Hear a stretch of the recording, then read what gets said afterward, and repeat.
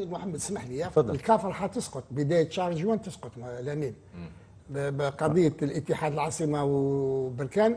انا نظن باللي الكاف راح تسقط، ولازم كانت الدبلوماسيه تاع ماشي غير الجزائر، كل الاتحاديات الشرفاء اللي اليوم عارفين بلي كاين 25 ينتموا الى الاتحاديه الملكيه. نعم، نتحدث أيضا عن وليد صادي قبل الفاصل، رئيس الاتحاد الجزائري لكرة القدم، موجود في العاصمة التايلاندية بانكوك للمشاركة في المؤتمر 74 للفيفا. وليد الصادي أجرى العديد من اللقاءات الثنائية، نشاهده نشيط جدا، إن شاء الله تكون نتائج إيجابية ونتائج مثمرة من هذه اللقاءات الثنائية التي يعقدها. التقى أيضا مع موتسيبي رئيس الكاف، اللقاء كان على انفراد. التقى أيضا مع الأمين العام للكاف، بدون شك تحدث ونظر عن قضية اتحاد العاصمة ومشكل الخرائط على الأقمصة.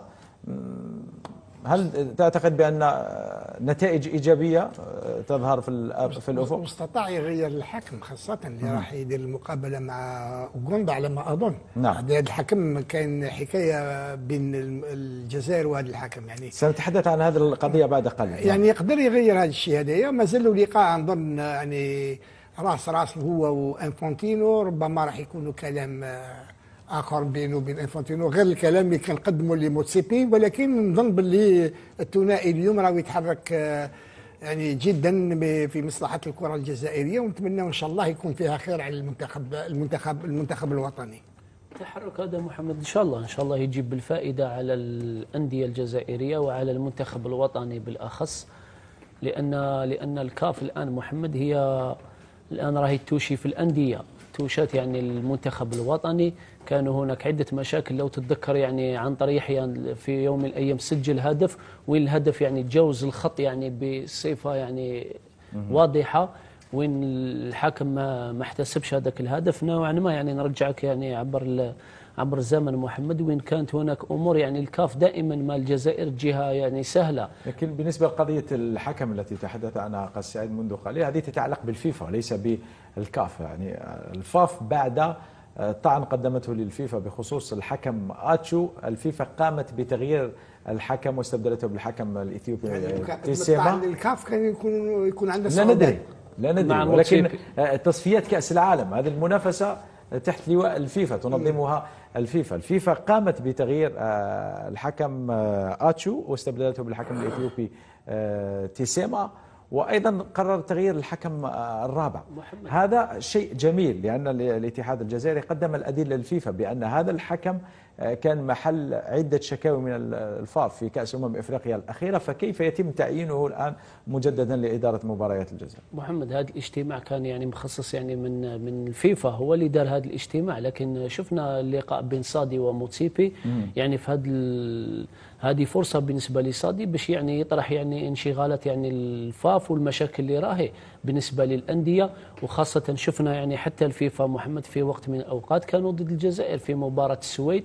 كان في المباراة الودية كان هناك مشكل تاع الحكم، وين خرج لنا يعني بن سبعيني بالكارت أحمر، حتى وإن صح كان موجود يعني الخطأ من بن سبعيني، لكن تشوف يعني محمد كانت هناك عدة أشياء سواء من الفيفا أو من الكاف. لازم يعني الصادي الرئيس يضع يعني حد لهذه الأشياء يعني ويمشوا معنا بطريقة حيادية. نعم أمين، يعني نحن نتحدث عن إمكانية إثمار هذه الاجتماعات الثنائية بين وليد صادي وعدد من رؤساء الاتحادات الإفريقية، ولكن الأمور يجب أن نقولها بكل صراحة، الأمور تبقى صعبة، لأن عملية عودة الجزائر واستعادة هيبتها داخل الكاف قد تتطلب وقتا أطول مما يتوقعه البعض، لأن عمليات يعني الضرب تحت الحزام والكولسة المتفشية الآن في الاتحاد الإفريقي يصعب لملمتها ويصعب علاجها في يوم أو يومين، في شهر أو شهرين. يجب أن ننطلق في العمل بنزاهة بالتعاون مع شرفاء إفريقيا من أجل استعادة هيبتنا داخل الكاف وإعادة هذه المنظمة لمسارها الطبيعي، مسارها الرياضي بعدما حادت عنه في السنوات الماضية. أكيد